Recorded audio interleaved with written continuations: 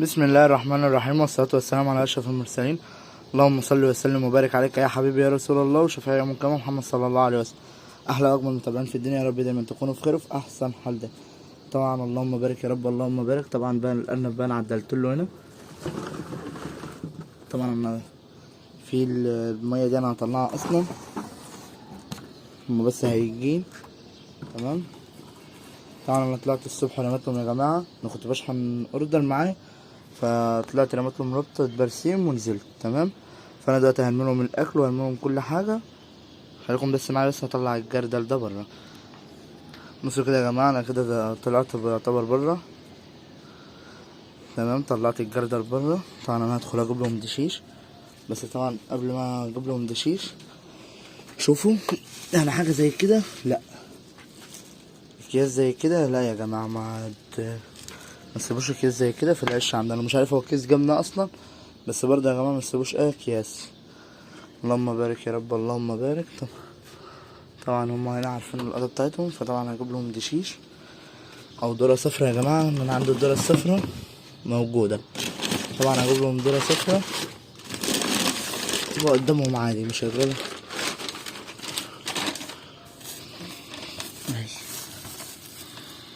احطها وارجع لكم. طبعا كده يا جماعه انا حطيت لهم الدشيش. تمام. طبعا هجيب طبق تاني واقول لكم انا هحط فيها بالظبط. كده يا جماعه بجيب الطبق التاني اهو. تمام.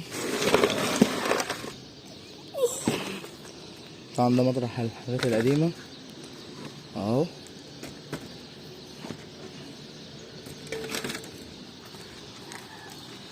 هتحط في ده يا محمد؟ هقول لكم دلوقتي. هننضف وامسح وارجع لكم تاني. طبعا كده يا جماعه انا هجيب قلب طوب. تمام. نضيف، ماشي، نضيف اهو. راح ماسكه كده وراح حاطط لهم كده. طبعا انا مش هحط فيه ذره يا جماعه، انا هسيب ده كده بتاع الذره. طبعا يا جماعه انا في كارثه حصلت عندي، لقيت الدكر ده خنت يا جماعه، الله الاحمر الكبير ده. اللهم بارك يا رب. طبعا انا ادخل ده كده. طبعا هي الاطباق دي كلها اصلا مكسره يا جماعه، بس عادي. طبعا كده. طبعا هنجيب له، شوفوا بقى هجيبه لكم كله.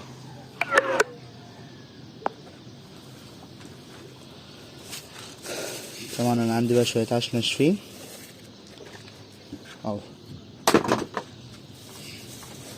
وعندي شويه خضره يا جماعه، حاجات خضره. طبعا ده كله انا هسيبه لهم قدامهم، ماشي.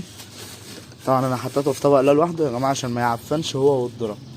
تمام. هعمل لهم بس الميه وارجع لكم تاني.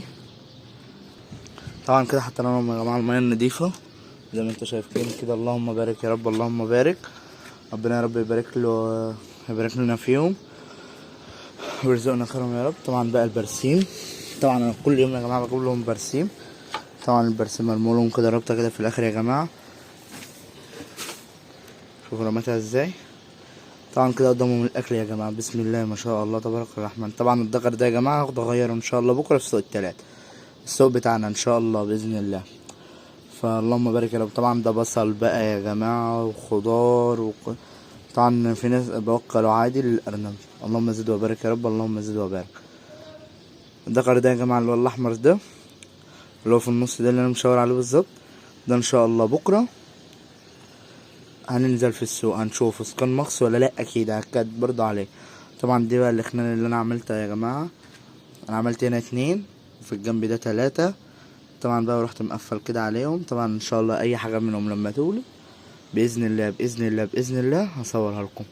طبعا لسه في هنا حاجات كمان هنجددها هنا في العيشه لسه. طبعا دي هنكمل كام خن كده لحد ورا. تمام. وهناخدهم كده. طبعا لسه القضه دي ما نضفتهاش، هنضيفها ان شاء الله بكره بعد ما اجي من السوق باذن الله. متنساش بقى تحط لنا لايك كده للقناه، حلو، لايك كده واشتراك. ومتنساش تفعلوا يا جماعه زر الجرس عشان يوصل لكم كل حاجه تخص الارنب وتربيه الارنب. طبعا انا كان عندي الدشيش والبرسيم الراجل بيعدي عليا فجابوه. طبعا مليت لهم الجردل الميه ورحت حاطط لهم طبق قدامه لحد يا جماعه ما اجيب لهم الخرطوم بالنبل. طبعا لسه هروح المزرعة عند واحد يعني صاحبي انا عارفه، هروح اخد منه يعني بتاع متر كده ولا متر ونص بالنبل بتاعهم بالجردل بس.